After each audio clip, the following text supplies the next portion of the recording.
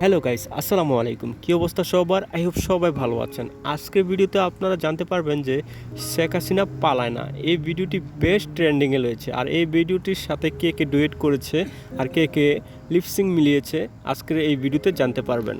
ভিডিওটি শুরু করার আগে সবার কাছে একটাই রিকোয়েস্ট, যারা আমার চ্যানেলে নতুন দর্শক তারা আমার চ্যানেলটিকে সাবস্ক্রাইব করবেন ও পাশে থাকা বেল আইকনটি অন করে দিবেন, যাতে করে পরবর্তী নোটিফিকেশন পাওয়া মাত্রই আমার চ্যানেলে চলে আসতে পারেন।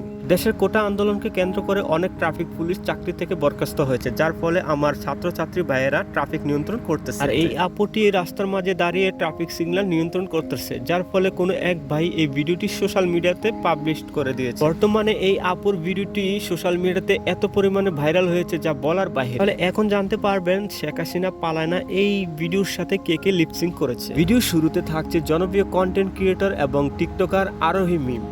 শেখ হাসিনা পালিয়ে গেছে, শেখ হাসিনা নাই, শেখ হাসিনা চলে গেছে।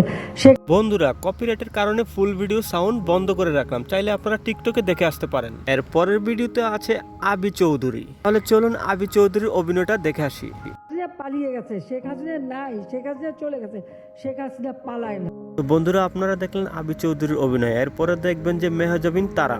শেখ হাসিনা পালিয়ে গেছে, শেখ হাসিনা নাই, শেখ হাসিনা চলে গেছে, শেখ হাসিনা পালায় না। দর্শক বন্ধুরা, এর মধ্যে দেখতে পারলেন যে আরোহী মিম এবং কি মেহজাবিন তারা, তারপর দেখলেন আবি চৌধুরী। এর মধ্যে আপনার কাছে কার অভিনয়টি সবচেয়ে বেশি ভালো লেগেছে অবশ্যই কমেন্টে জানাবেন। তো আজকের ভিডিওটি এ পর্যন্তই, দেখা হচ্ছে পরবর্তী ভিডিওতে। সে পর্যন্ত ভালো থাকবেন, সুস্থ থাকবেন। বাই বাই, টাটা, আল্লাহ হাফেজ।